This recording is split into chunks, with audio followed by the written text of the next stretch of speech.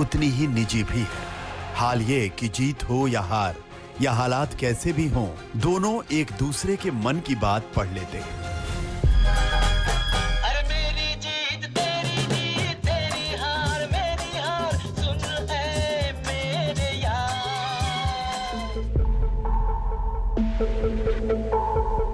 एक संपन्न गुजराती परिवार से ताल्लुक रखने वाले अमित शाह और वडनगर के चाय वाले के बेटे नरेंद्र मोदी की दोस्ती की कहानी बहुत पुरानी है। अमित शाह 1982 में अहमदाबाद के नारनपुरा में संघ की एक मीटिंग में नरेंद्र मोदी से पहली बार मिले थे। उस समय वो महज 18-19 साल के थे और कॉलेज में पढ़ रहे थे। मोदी आरएसएस के प्रचारक थे और शाह धीरे धीरे छात्र राजनीति में कदम जमा रहे थे। लेकिन सही मायने में निकटता की शुरुआत हुई 2 साल बाद, जब नरेंद्र मोदी अहमदाबाद के जिला प्रचारक बने। मेरे देश के विकास की राजनीति की तरफ बड़ी बारीकाई से नजर करने वाले मित्र, मैं उनसे प्रार्थना करता हूं, आइए गुजरात के इस दशक का अध्ययन कीजिए।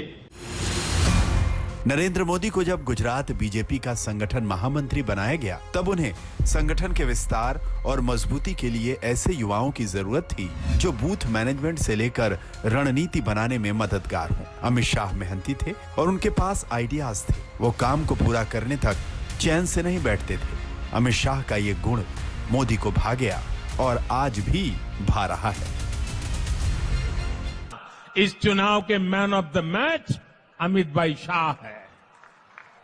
So Amit Shah ji and Modi ji is like a Krishna Arjuna combination.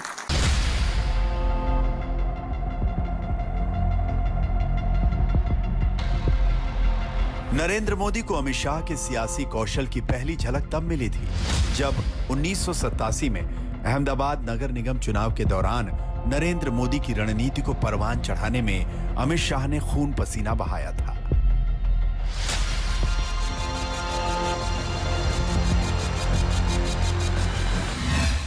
Modi ने कई नई रणनीतियों पर काम किया था। मसलन उन इलाकों पर फोकस किया जहां प्रवासी मजदूर ज्यादा थे। बूथ मैनेजमेंट के तहत हर बूथ पर 10 कार्यकर्ताओं की ड्यूटी लगाई। कई ऐसे लोगों को उम्मीदवार बनाया जो पार्टी के पूर्णकालिक कार्यकर्ता नहीं थे, लेकिन जिनकी सामाजिक पहचान थी। बीजेपी ने चुनाव में झंडे गाड़ दिए। पार्टी ने अहमदाबाद नगर निगम की 127 में से 67 सीटें जीतकर बहुमत हासिल किया और कांग्रेस सिर्फ 30 सीटों पर सिमट गई। एक चुनाव हुआ था गुजरात में, अहमदाबाद में म्युनिसिपल इलेक्शन था।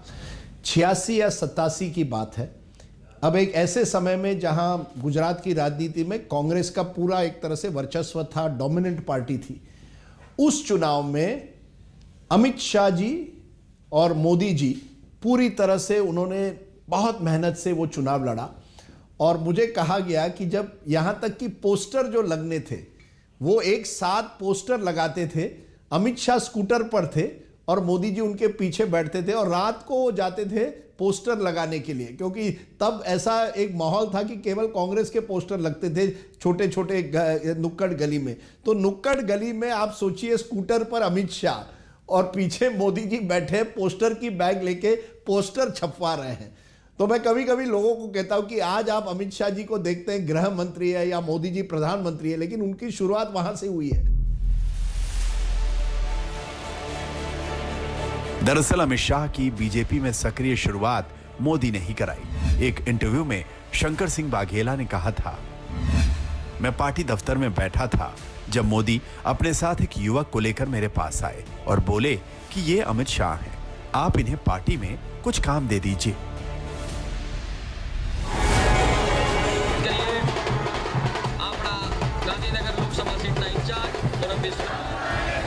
इसके बाद 1991 में जब लाल कृष्ण आडवाणी ने गांधीनगर से चुनाव लड़ा तो उन्हें जीतने का भरोसा भले मोदी ने दिया हो, लेकिन भरोसे का नाम अमित शाह थे।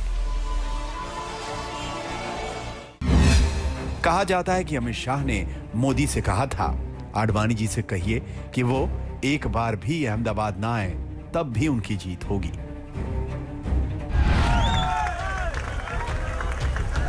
आडवाणी की जीत हुई और अमित शाह मोदी के साथ आडवाणी के भी करीब आ गए।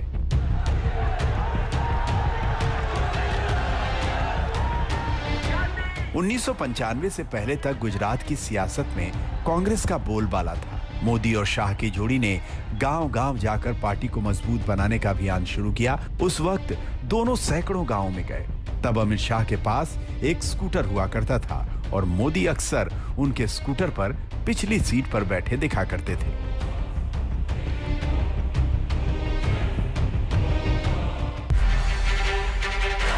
नरेंद्र मोदी को सियासी वनवास के तहत जब गुजरात से बाहर भेजा गया, तब राज्य के ज्यादातर नेताओं ने उनसे दूरी बना ली, लेकिन अमित शाह लगातार संपर्क में रहे। इसका फायदा भी उन्हें मिला। कहा जाता है कि जब सरखेज विधानसभा सीट पर उपचुनाव हुआ, तो मोदी ने अमित शाह को टिकट दिलाने के लिए एड़ी चोटी का जोर लगा दिया। अमित शाह को टिकट मिला तो उन्होंने किला ड्रीम 11 पे सिर्फ भरत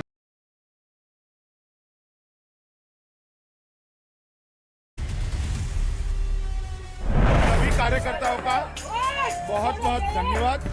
गुजरात के एक विकास में अग्रिम हरोल में काम करने वाली सरकार को, गुजरात की विकास यात्रा को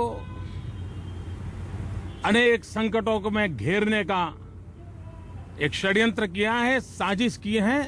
श्री अमित शाह संपूर्ण रूप से निर्दोष हैं। उन पर लगाए गए सारी बातें फैब्रिकेटेड हैं, राजनीति करने के हिस्से से किया गया है। इतना ही नहीं, मोदी के कहने पर अमित शाह ने तब गुजरात से दूर रहते हुए देश भर की यात्राएं की। बाद में अमित शाह इस केस में बाइज्जत रिहा हुए। नरेंद्र मोदी और अमित शाह जिन दिनों गुजरात में पार्टी को खड़ा कर रहे थे, तब वो अक्सर एक होटल में चाय पीने और जलेबी खाने जाया करते थे। उन दिनों एक दिन अमित शाह ने मोदी से कहा था कि वो भविष्य के प्रधानमंत्री जरूर बनेंगे। वो फकत अमित शाह के दिल की आवाज थी, वरना उस वक्त तक मोदी सीएम भी नहीं थे। लेकिन इतना जरूर है कि दोनों दोस्त एक दूसरे की इच्छा को समझ लेते हैं और जब मौका मिलता है एक दूसरे की तारीफ करने से नहीं चूकते। एक बहुत गंभीर मीटिंग चल रही थी, उस वक्त मैं पार्टी का अध्यक्ष था। मोदी जी की ऑफिस में मीटिंग चल रही थी। एक मयूर आया और उसने कांच की दीवार पर जोर से अपनी चोंच मारना शुरू कर दिया। 2-3 मिनट तक ये प्रक्रिया चली। मोदी जी ने घंटी बजाई, किसी को बुलाया और कहा कि भाई इसका दाना आज नहीं डाला गया है, जरा चिंता करो, ये भूखा है।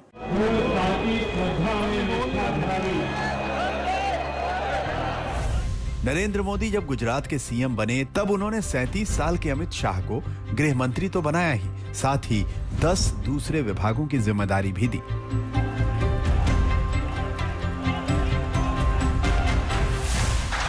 मैं नरेंद्र दामोदर दास मोदी पीएम बने तो अमित शाह पहले पार्टी अध्यक्ष,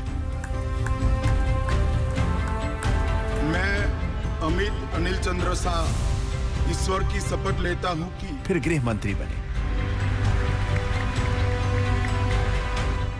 आज की तारीख में अमित शाह नरेंद्र मोदी के बाद सरकार में सबसे शक्तिशाली शख्स हैं और वो हर उस एजेंडे को लागू करने में जुट जाते हैं जिसका सपना बतौर प्रधानमंत्री नरेंद्र मोदी देखते हैं।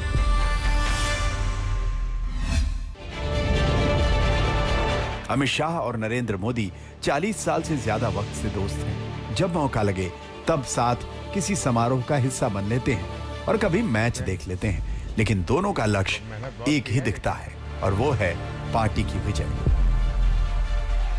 2024 में भी अब इस जय वीरू की जोड़ी का इम्तिहान है।